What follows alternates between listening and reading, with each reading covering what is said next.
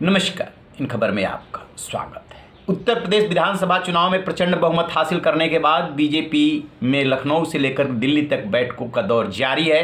संसदीय दल की बैठक हो रही है जिसमें प्रधानमंत्री नरेंद्र मोदी का भव्य स्वागत होगा। योगी 2 दिनों तक दिल्ली में रह करके प्रधानमंत्री से लेकर के तमाम बड़े नेताओं से मिले। 2024 का खाका अभी से तैयार किया जा रहा है। उसमें क्षेत्रीय जातीय समीकरणों का ध्यान रखना है और विकास कार्यों में तेजी लानी है, रोजगार देना है ताकि नाराजगी न रहे। जो सांड या गोवंश किसानों को परेशान किए हुए उस पर तत्काल फैसला लेना है। लेकिन ये फैसले तो तब होंगे जब मंत्रिमंडल का गठन होगा। खबर ये आ रही है कि 4 डिप्टी चीफ मिनिस्टर की बात चल रही है। क्यों? क्योंकि इससे क्षेत्रीय और जातीय संतुलन साधना है।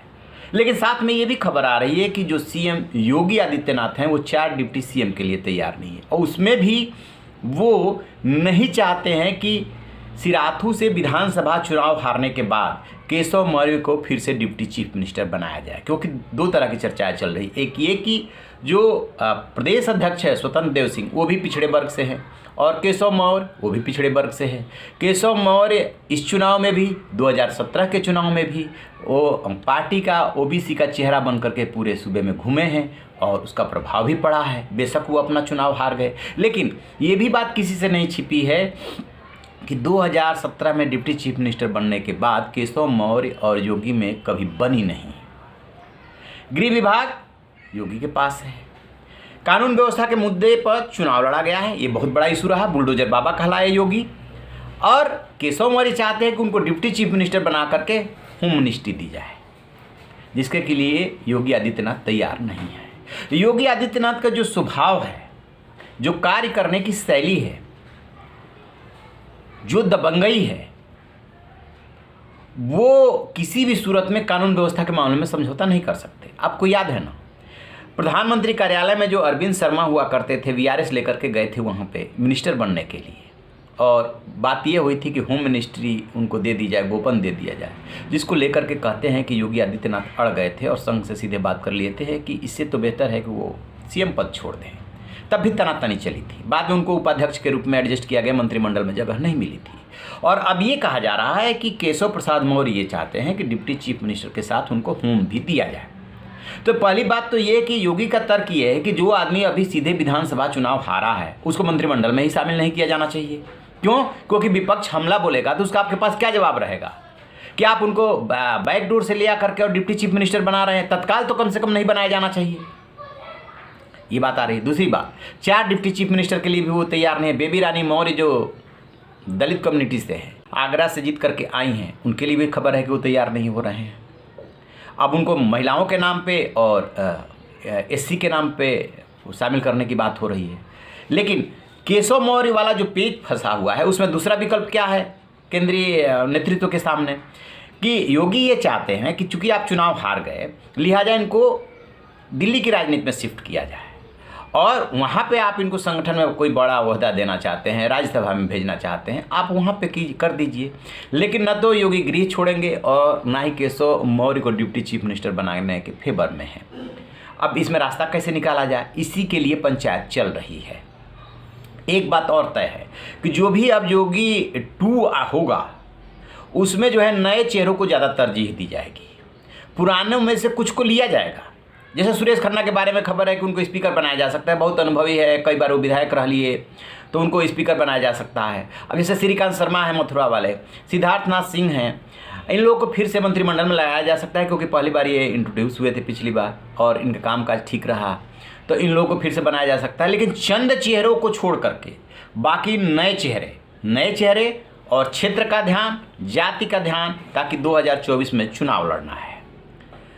4 डिप्टी चीफ मिनिस्टर बना करके योगी नहीं चाहते हैं कि डिप्टी चीफ मिनिस्टर की फौज खड़ी करके ये बाहर मैसेज दिया जाए कि जैसे योगी कमज़ोर हो रहा है। क्योंकि जितने डिप्टी चीफ मिनिस्टर होंगे स्वाभाविक सी बात है कहीं ना कहीं उनका दखल तो होगा। पहले दिनेश शर्मा थे, दिनेश शर्मा का ज़्यादा दखल इसलिए नहीं रहता था कि उनका व्यक्तित्व ही ऐसा नहीं था।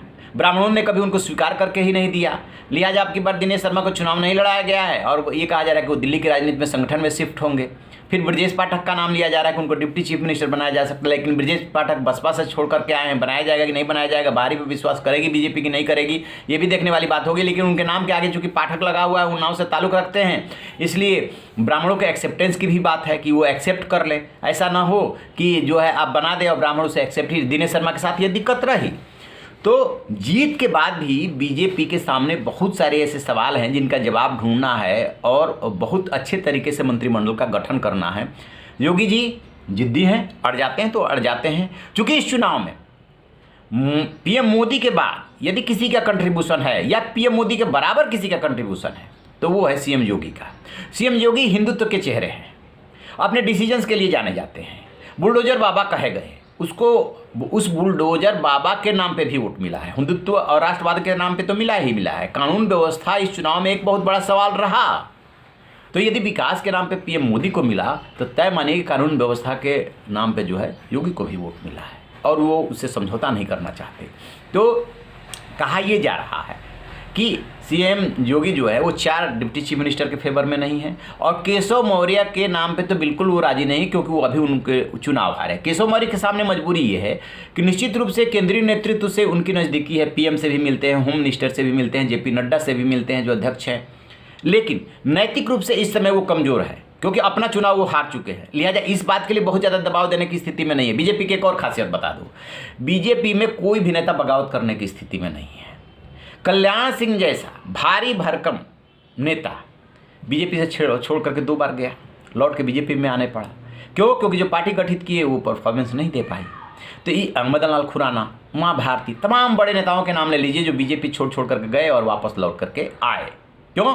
क्योंकि यहाँ पे व्यक्ति कम, सिद्धांत और पार्टी का ज़्यादा महत्व है। इसलिए पार्टी में रहते हुए यदि आपको लगता है कि हमने ये कर लिया, ये कर लिया, ये कर लिया, तो पार्टी में रहते हुए तो कर सकते हैं, इंडिविजुअली नहीं। और बीजेपी ऐसा मानती भी नहीं है, कोई इंडिविजुअल ऐसा कर ले जाएगा और ऐसा कर लेगा। तब ये देखते हैं कि क्या इसका सोल्यूशन निकलता है। केशव प्रसाद मौर्य होम मिनिस्ट्री और 4 डिप्टी चीफ मिनिस्टर पे एकदम पेज फंसा हुआ साफ सा दिख रहा है। इसको लेकर के अटकलें हैं, चर्चाएं हैं। राजनीति में होता क्या है कि बंद कमरे में जो बात होती है उसके बारे में तो कुछ बाहर पता चलता नहीं है, लेकिन जो बॉडी लैंग्वेज होती है नेताओं की और जो अटकलें होती है उनमें भी काफ़ी दम होता है।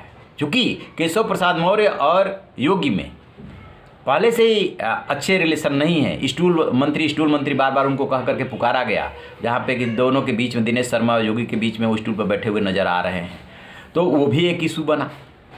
तो अब ये देखते हैं कि बीजेपी संघ मिलकर के इसका क्या रास्ता निकालता है और किस तरह का मंत्रिमंडल इस बार बनता है। कहा जा रहा है कि 20 से 21 मार्च तक मंत्रिमंडल का शपथ होगा, जिसे बहुत बड़ा इवेंट बनाया जाएगा, पूरे प्रदेश में उसे दिखाया जाएगा। पीएम मोदी और गृह मंत्री अमित शाह, जेपी नड्डा से लेकर तमाम बड़े नेता और जहां पे भी बीजेपी की सरकारें हैं सभी राज्यों के मुख्यमंत्रियों को आमंत्रित किया जाएगा। इस पर हमारी नज़र रहेगी। जैसे कोई अपडेट मिलेगा आपसे साझा करेंगे। रहिए ना बेखबर, देखते रहिए इन खबर। Thank you. इन खबर चैनल को सब्सक्राइब करें।